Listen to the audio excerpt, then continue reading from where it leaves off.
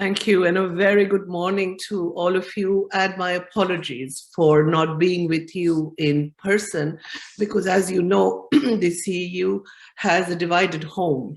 You are at our original home in our beautiful buildings in Budapest, and I'm in our new home in Vienna, where we have been forced to relocate since several years. I'm delighted to welcome all of you, distinguished guests, ladies and gentlemen, to the second Budapest Forum.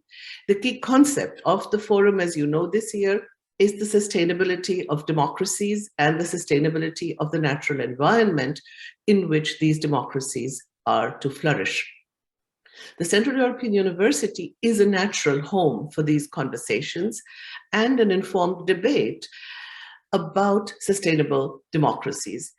We are really pleased to be working with the Mayor of Budapest and the Alliance of Free Cities to bring all of you together, all who are stakeholders in this discussion about democracy, how to protect it, how to deepen and further it, and how to secure its future. So we have politicians among you, we have policymakers, we have civil society actors, we have scholars and representatives of the media. Our effort is here to foster a more inclusive and democratic society in all parts of the world, wherever democracy is under threat today.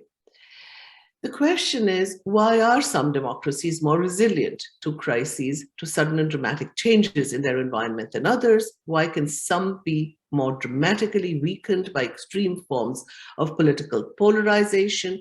And what makes some democracies more resistant to demagogues and to the lure of strong men, mostly men, who promise all kinds of things which they do not then deliver? How can we strengthen the hold of democratic principles and institutions, democratic values in societies to cope with the complex social and political economic problems that our societies are facing? And what could we do to nurture democratic practice? Because democracy is not just a matter of norms, values, principles, of liberal institutions, and the rule of law, but democracy is very much a matter of daily practice. And this is why I think to think about democracy at the local level, at the level of society, at cities at which all of you are working to strengthen it, is a very, very important level, because it is a level of face-to-face participation of the daily practice of democracy in our lives. From the family to the neighborhood, learning to live with differences, learning to tolerate and to respect other opinions and views, but not just online or not in the virtual space that so many of us engage with democracies these days, also not in the larger space of the imagined community of the nation, but very much in the small space of the city. And I think that is why the discussions here are crucial. These are some of the questions which are being studied by the researchers of our Democracy Institute in Budapest, and these will be explored by you as the participants of the Budapest Forum. Democracies only work when there are citizens, participants upholding democracies, and the sustainability of democracy depends on whether there are and how strongly there are Democrats among us. So we have some very worrying trends with a lot of young people over the world thinking that there is a greater need for strong leaders rather than democratic leadership, which they see as weak, especially when it comes to urgent issues of climate change. 1/3 of Americans almost agree, 33% actually, that it's better to have a strong unelected leader than a weak one who is elected by the people. Of course, as you can imagine, those who are likely to vote for the Republican Party are more likely to agree with this than Democrats. And all these trends are certainly not good news for democracy. Since the 2020 US presidential elections, illiberal right-wing populist incumbents, but some left-wing populist incumbents as well, have been routinely suggesting that they can only lose the next election due to electoral fraud. Then therefore, they prefer to guarantee their electoral victories by all means possible, including strategic legal reforms, gerrymandering, propaganda, intimidation of voters, voter suppression, And all of this, which is not lost on many of us as independent observers. In the upcoming Brazilian elections in October, they are not only overshadowed by violence, but also rumors of plots and coups by pro-Bolsonaro supporters. At the same time, across our own borders, Democrats literally have to fight for their freedom, and they are really fighting also for our freedom and for democracy in their country, Ukraine, but also for our democracies. And while they carefully document on the side the atrocities they are suffering at the hands of the ruthless troops which have invaded their country since half a year. When the Central European University awarded its Open Society Prize this year to the 5 a.m. Coalition in Ukraine, it's a network of NGOs which is documenting war crimes, we celebrated their courage, their spirit of fraternity that animates this historic effort. In Hungary, I know that thousands of students continue to protest for the freedom to learn, a freedom that depends, among so many things, on their teachers being paid a decent salary. At the CEU, we know only too well that academic freedom is fragile. Education is a key resource for democratic sustainability. Schools are meant to provide young persons with knowledge and skills that don't lose their value in a rapidly changing environment. And this is only possible with teachers who are rewarded adequately for their commitment to the future of our children. And these students who demand a better present are the future of democracy. The European Parliament's resolution finding that Hungary does not deserve to be called a democracy is a major landmark. It showcases the efforts of elected representatives who make the most of their office, but equally importantly, I'd like to emphasize the resolution calls attention to the adverse impact of inaction, trepidation, lack of leadership by the highest institutions of the EU itself. At the CEU, we know very well that this European Parliament resolution would not have been possible without the sustained efforts of civil society members and organizations, those of you who kept monitoring the rule of law backsliding in Hungary over the past decade, those of you who kept up the pressure, those of you in the media who highlighted these efforts. All of this despite being stigmatized and demonized by illiberal political forces in the country. It is for this very reason that the European Parliament called on the Commission, and I quote it, to adopt a comprehensive civil society strategy for the protection and development of civic space within the Union that integrates all existing tools and outlines a set of concrete measures to protect and strengthen civic space. And that is something, end of quote, and that is something which is precious, and I think it needs to be cultivated very much at the level of the city. The Budapest Forum is a space where concrete steps towards all this kind of protection and strengthening of democracies can be discussed, to strengthen civil society, to strengthen the spirit of democracy, to rescue democracy in the very heart of Europe. I wish you all the best for your discussions, and I really wish I could have joined you, but I very much hope I'll be there with you next year. Wishing you all the best for your deliberations, and thank you very much for being at the Central European University this morning. I would like to thank the President and the CEO for being here with us, at least in spirit and heart. And of course, we are also grateful that we can be here at the Central European University. Now, I was going to make a bit longer introduction, but since there was a certain time pressure, the President and Rector had to leave. This is why we changed the order of the speeches. And of course, now everything was said, what I was going to say in this respect. As the President and Rector said, we are going to focus again on the sustainability of democracies and that of the environment. And therefore, I would like to invite our next speaker, who is going to be Mr. Benedek Jávor, head of the Brussels representation of the Budapest City Hall. I'm going to give the floor to him. Thank you very much.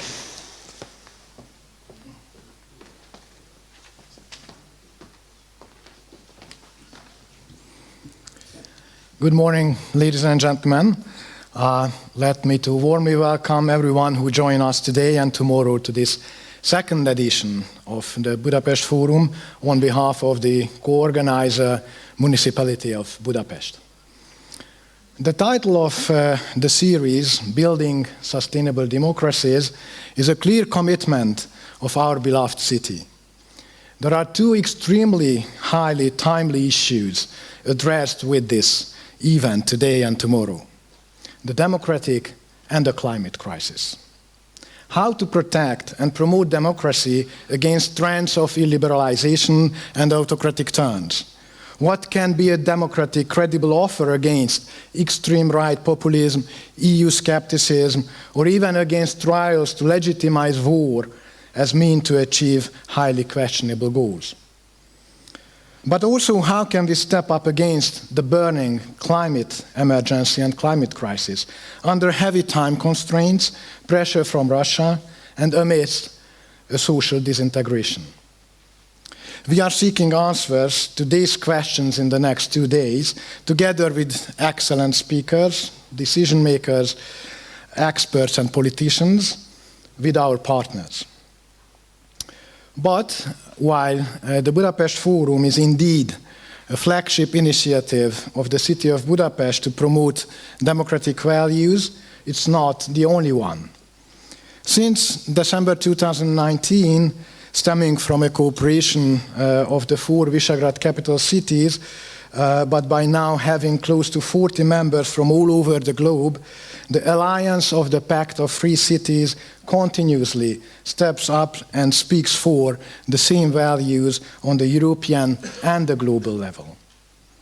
Next week, these members of the Pact of Free Cities will gather in the wonderful city of Prague, which holds the rotating presidency of the Pact this year, for our annual meeting as part of the program of the Czech EU presidency.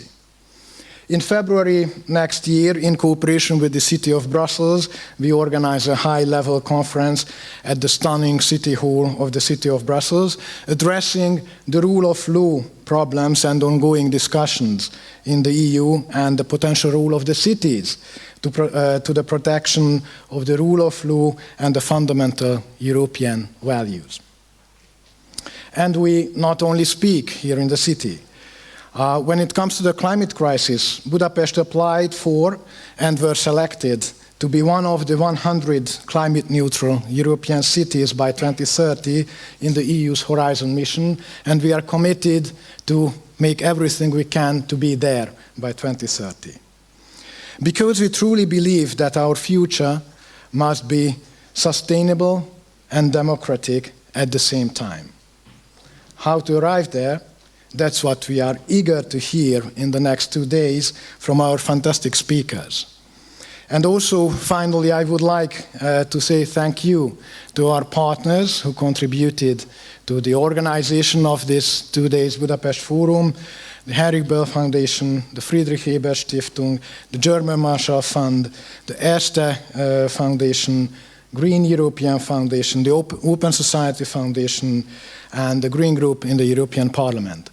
They all made a huge job to make this possible today. And once again, welcome everyone to Budapest, our city, and enjoy our forum. Thank you.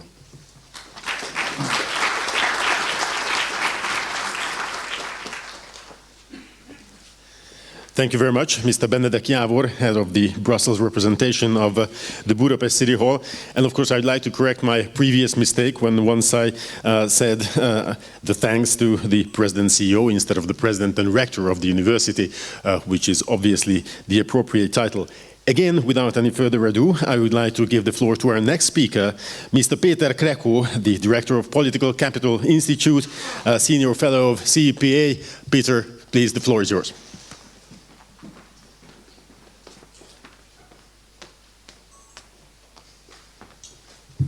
Dear ladies and gentlemen, dear excellencies, dear speakers, dear participants, I had to adjust the mic to my height. So, Budapest might be not a trivial place to organize a conference on democracies these days, but we are up to this challenge, and I'm pretty happy that last year we set the goal to organize this conference or make it a kind of tradition, and I can tell so far that at least in until the second year we have succeeded. So hope we won't disappoint anyone, but this conference will not be about the political debates in Hungary, and there will be a panel on democratic backsliding in Hungary, but what we are going to discuss today are more geographically abroad and also topically a quite diverse set of issues. We put it under the name of umbrella of sustainable democracies, but we could even separate the two parts. Today there will be more discussions that are focusing on issues around democracy. Tomorrow we will have more panels that are discussing the issue of sustainability. But of course, the two are interlinked in several points as the panels will and the speakers will tell us. We are really happy for all the speakers who accepted the conference to come here and discuss the issues that we talk about. These discussions are open-ended. And we would like to collect the best practices and thoughts and highlight some promising practices as well, instead of just being involved in doomsday scenarios and talking about the very dark tendencies of today. There are some very dark tendencies of today, and some of our speakers, for example, from Ukraine, Taiwan and Hong Kong, will talk about their experiences and tell stories about oppression, persecution, but also genocide. On the other hand, we would like to have more discussions on how to push back the autocratic threat and the autocratic challenges, and also to talk a bit from the perspective of maybe a bit of stronger democratic West than it have used to be. So we are rather optimistic in the sense that the challenges that we face today and even the war we have in our neighborhood have rather strengthened the unity of the Western democratic world, even if it's sometimes more difficult to see from here, from Budapest. We are grateful for our partners and supporters, and I would like to extend my gratitude and thanks for CEU Democratic Institute for being our partner in this conference, as well as the municipality of Budapest, and thank you also for Mayor Karácsony for being with us here today. Political Capital Institute is an institute that has a strong commitment to values such as parliamentary democracy, free market, and Euro-Atlantic foreign policy orientations, and these will be the guiding values of our discussions today as well. I would like to also repeat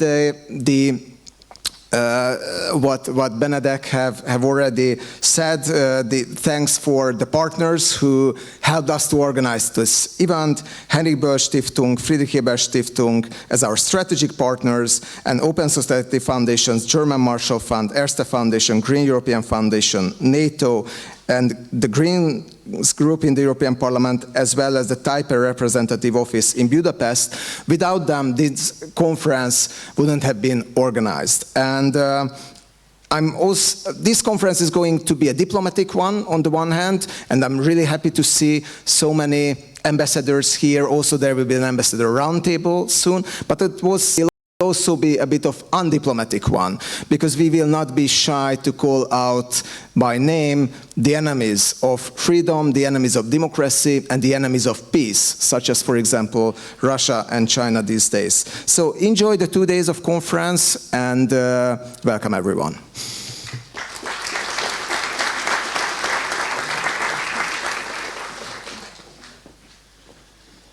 Mr. Péter Krekó, Director of the Political Capital Institute, thank you very much for that. And you already thanked a lot of partners and also thanked our mayor, Mr. Gergely Karácsony, for the contribution. And I would like to use this opportunity to invite Mr. Gergely Karácsony, Mayor of Budapest, to take the floor, because after the opening speeches, we are now going to hear and listen to the welcome speech. Mayor, sir, the floor is yours.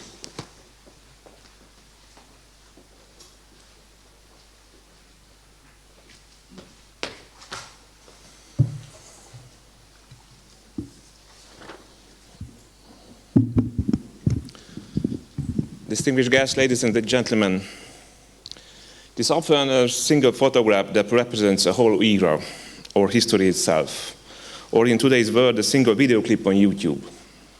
In this era, we have our own YouTube video clip. The era when the time of the peace and prosperity suddenly ended in Europe.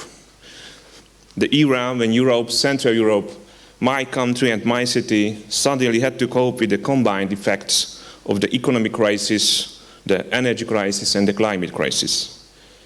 You may also remember the video I'm talking about. I watched it over and over again. It happened in March when Matteo Salvini, the leader of Italy's right-wing populist party, was utterly humiliated. He was called out his ties to Putin by Mayor Wojciech Bakun of Przemyśl, a town in the southeast corner of Poland. Salvini came with aid to the Ukrainian refugees who kept coming across the border in the tens of thousands every day in that early phase of the war. Mayor Bakun thanked the Italian organizations that helped to collect aid. And then he pulled out a T-shirt from his jacket with Putin's image printed on it. It was a copy of a T-shirt in which Salvini has posed on Red Square in Moscow, and later also in the European Parliament. Bakun challenged Salvini to put the T-shirt on and go with him to the refugee center at the border to see what his friend had done to the Ukrainian people. No respect for you, Bakun said to Salvini, who walked away in shame. I can easily imagine this scene at this Polish border town as an illustration in a 22nd century history textbook in a chapter covering our era. I'm just not sure what the title and what the main narrative of the chapter would be. Would it indeed be a chapter about how Putin's well-organized threat against liberal democracy started to fall apart? Would it be a chapter, perhaps, also about how Western democracies were finally brought to their senses by the energy crisis, averting the climate catastrophe in the last minute? Or would it merely be an illustration of a fleeting episode, a passing embarrassment for the worldwide authoritarian populist right before the climate crisis put democracy on the shelf for generations? I don't know the answer to this question. And I believe nobody does. Nobody knows because this chapter of history has not been written yet. What we do know right now is that the way in which we use our free will to act is critical for democracy and critical for humanity. But there are at least 3 points I do know. Let's start from here. Firstly, modern wars are almost always connected to fossil fuels. Let me cite here the director of the Hungarian branch of Greenpeace at a demonstration earlier this year. His claim was that while many wars have been fought for control over fossil fuels, wars for renewables are so far unheard of. Fossil fuels are easy to weaponize, just as Putin weaponizes gas. Renewables, on the other hand, are much more democratic sources of energy, more difficult to control and monopolize by autocratic rulers. Just as fossil fuels are weapons in the hands of autocratic rulers, renewables safeguard peace for democracies. My second point is about right-wing populism. As a wonderful Timothy Snyder pointed out in The Road to Unfreedom, the populist narrative that has been on the rise worldwide is a creation of Vladimir Putin. Salvini learned this lesson the hard way in Poland.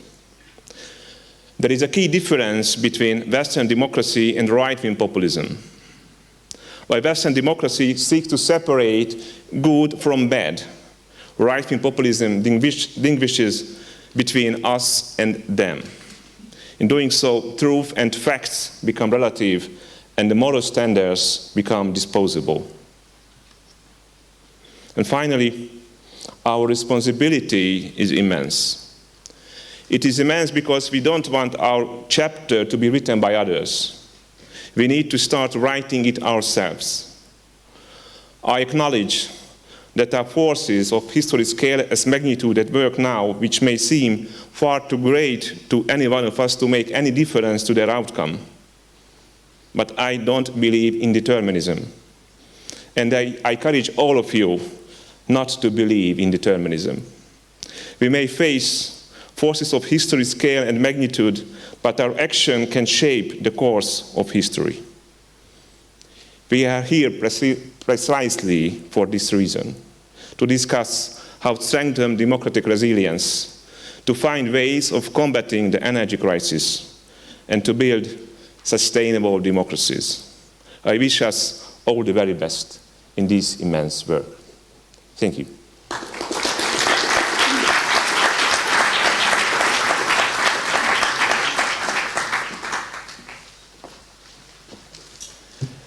Mayor Gergely Karácsony, thank you very much for the the welcome speech. And we are now going to listen to another welcome speech, which is going to be broadcast online. And this is going to be Nina Hachigian, Deputy Mayor of Los Angeles. Welcome, Deputy Mayor. I hope you're here with us. Yes, the floor is yours. Thank you very much. Thank you so much to the Budapest Forum for having me. It's quite late here in Los Angeles, but a couple of hours of missed sleep is a very small price to pay to address a terrific group at this critical forum. I'm so honored to be with you, and especially to follow such a courageous and insightful mayor. Russia's unprovoked and illegal invasion of Ukraine, as well as trends in our own countries, have made many in the United States and around the world think more deeply about democracy and about how fragile it can be. The idea of democracy is quite old, of course, but it's only within my lifetime that a majority of people have lived in democratic states. And we're backsliding now, we all know, and it is alarming.